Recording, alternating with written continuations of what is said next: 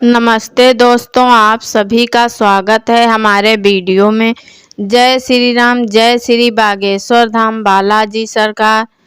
भगवान श्री हरि और लक्ष्मी की कृपा पाने के लिए एकादशी सबसे बड़ा व्रत माना जाता है।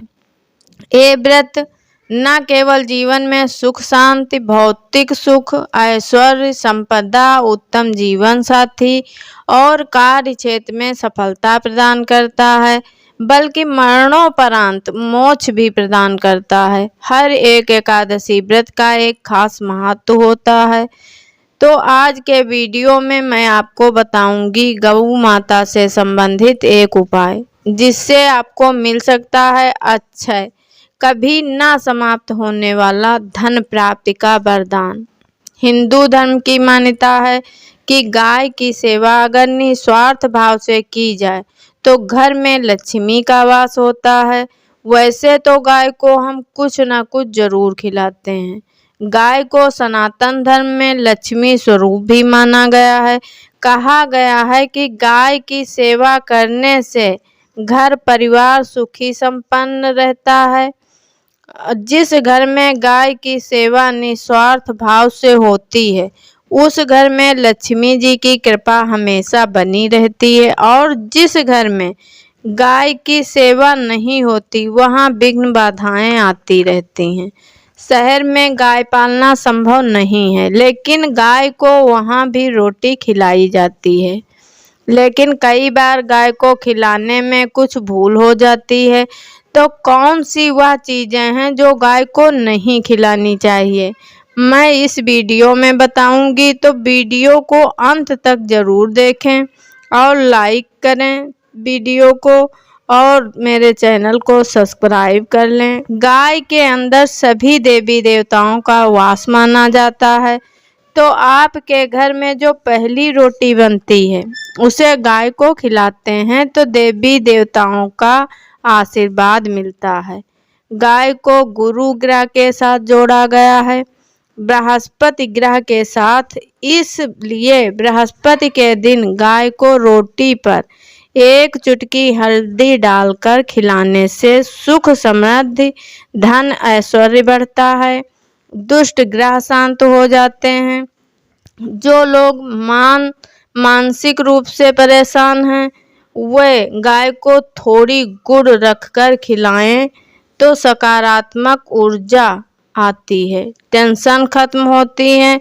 और अगर आपको लगता है कि सभी ग्रह खराब हैं, तो गाय को पहली रोटी रोज खिलाएं।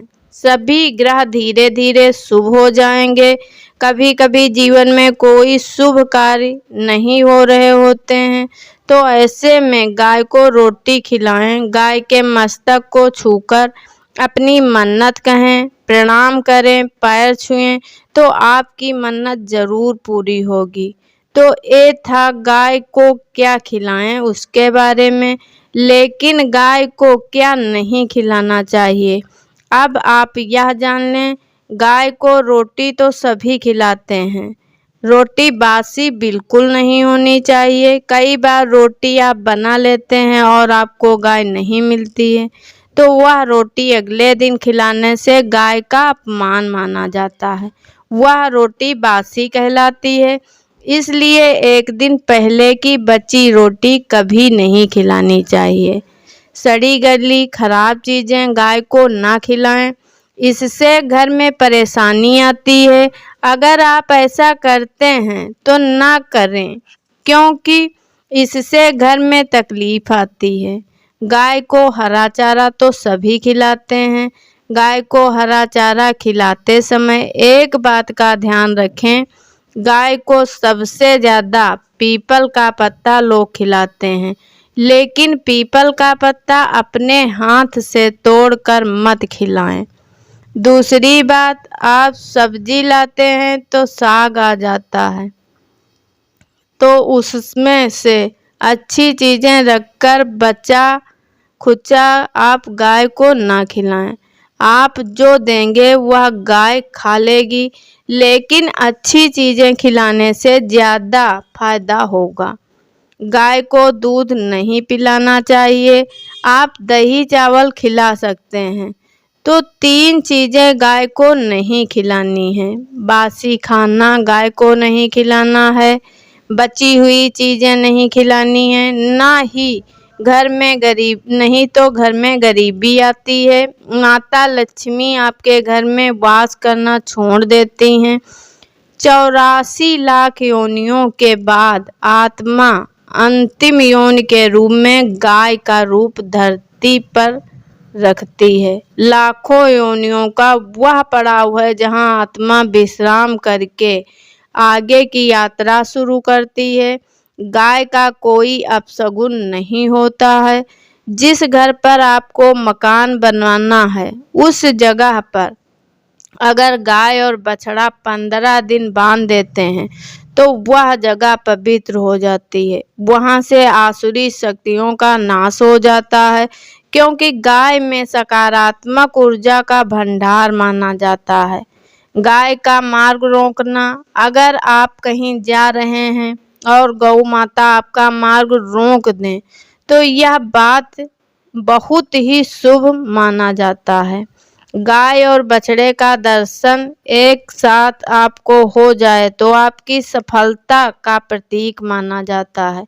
अगर आपके घर में आसपास गऊ घूमती रहती है तो इसका मतलब है कि आपके घर के संकट अपने आप दूर होने वाले हैं और समृद्धिपूर्वक जीवन आपको मिलता है। गाय के समीप अगर आप जाते हैं तो संक्रामक रोग, खांसी, सर्दी, जुखाम आदि अपने आप ही बिना दवाई के खत्म हो जाते हैं। अगर आपको अचानक गाय पूंछ मार देती है तो यह बहुत शुभ संकेत माना जाता है, और काली चितकबरी गाय का ऐसा करना और भी ज़्यादा शुभ माना गया है। पंचगव्य कई रोगों में लाभदायक है। पंचगव्य में गाय का दूध, दही, घी, गोबर, गौमूत्र ये सभी शरीर के रोग खत्म करने की क्षमता रखते हैं। गाय को रोटी देने से सुख, समृद्धि और बरकत भी होने लगती है। गाय को रोटी देकर अपने घर में सुख समृद्धि लाएं। अगर गाय ना मिले तो थोड़े पैसे निकाल कर जाएं, फिर किसी गौशाला में दान दे दें। आप लोग जानते होंगे कि रामायण काल में गौ माता को एक श्राप मिला था, इसीलिए उनके साथ आज ऐसा होता है। गौ माता में सभी देवी देवताओं का वास होने के बाद भी उनको झूठा खाना पड़ता है। आप जान लें, वाल्मीकि रामायण में सीता द्वारा पिंड दान देकर दशरथ की आत्मा को मोक्ष मिलने का संदर्भ आता है। वनवास के दौरान भगवान राम और लक्ष्मण सीता पितृपक्ष में श्राद्ध करने के लिए गया धाम पहुँचे। वहाँ श्राद्ध करने के लिए जरूरी सामग्री लेने राम और लक्ष्मण चले गए और सामान लेकर नहीं आए। दोपहर हो गए, पिंडदान का समय निकला जा रहा था। तब सीता माँ घबराने लगी। तभी दशरथ की आत्मा ने पिंडदान की मांग की। अब गया जी के आगे फल्गु नदी पर सीता जी अकेले मुश्किल में पड़ गईं। उन्होंने फल्गु नदी के साथ बट वृक्ष, केतकी के फूल और गाय को साक्षी मानकर बालू का पिंड बनाया और स्वर्गीय राजा दशरथ अपने ससुर का पिंडदान कर दिया। थोड़ी देर में भगवान राम और लक्ष्मण जब लौटे तो उन्होंने कहा कि समय निकल जाने के कारण मैंने पिंडदान कर दिया। बिना सामग्री के पिंडदान कैसे हो सकता है? राम ने सीता जी से प्रमाण मांगा। तब सीता माता ने कहा, जो फल्गु नदी की रेत है, केतकी के फूल हैं, गाय है और बट वृक्ष जो मेरे द्वारा किए गए पिंडदान की गवाही दे सकते हैं। इतने में फल्गु नदी और गाय, केतकी के फूल 3 इस बात को मुकर गए। उन्होंने कहा, सीता माँ झूठ बोल रही हैं, सिर्फ बट वृक्ष ने सही बात कही। तब सीता जी ने दशरथ का ध्यान करते हुए उनसे ही गवाही देने की प्रार्थना की। दशरथ जी ने सीता माँ की प्रार्थना को स्वीकार करके घोषणा की कि ऐन वक्त पर सीता ने मुझे पिंडदान कर दिया। इस पर राम खुश हुए, लेकिन तीनों गवाहों के झूठ बोलने पर सीता जी उनसे क्रोधित हो गईं और श्राप दिया। फल्गु नदी से कहा, जा तेरा नाम सिर्फ नदी रहेगा, लेकिन तुझ में पानी कभी नहीं रहेगा। इस कारण फल्गु नदी गया में सूखी रहती है। गाय को श्राप दिया कि तू लोगों का झूठा खाएगी, और केतकी के फूल को श्राप दिया कि तुझे पूजा में कभी नहीं चढ़ाया जाएगा। बट वृक्ष को सीता माँ ने जो आशीर्वाद दिया कि उसे लंबी आयु की प्राप्ति होगी और दूसरों को छाया प्रदान करेगा तथा पतिव्रता स्त्री तेरा स्मरण करके अपने पति की दीर्घायु की कामना करेंगी। यही कारण है कि गाय को आज भी जूठा खाना पड़ता है।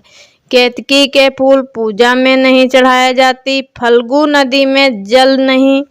सीता कुंड में पानी के अभाव में सिर्फ बालू में या रेत में पिंडदान किया जाता है।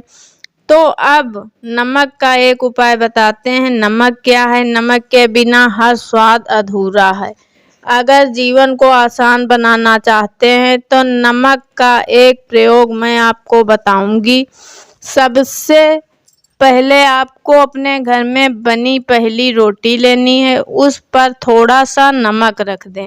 सादा नमक, सफ़ेद नमक रखना है। फिर इस रोटी को किसी कपिला गाय को खिला दें। सफ़ेद रंग की गाय को खिलाना है। अगर सफ़ेद गाय ना मिले तो आप ये रोटी किसी भी गाय को खिला दें। यह उपाय आपकी हर समस्या को जड़ से खत्म कर देगा। इस उपाय को करके आपके घर में सुख का वास होगा। सभी मुश्किलें आपके जीवन की दूर होने लगेंगी। गाय को नियमित रोटी खिलाने से सुख समृद्धि बढ़ेगी और घर के ग्रह दोषों से मुक्ति मिलेगी। तो ये उपाय आप ज़रूर करें। वीडियो अच्छा लगा हो तो लाइक करें और चैनल को सब्सक्राइब कर लें और कमेंट में जय लक्ष्मी माता ज़रूर लिखें। धन्यवाद।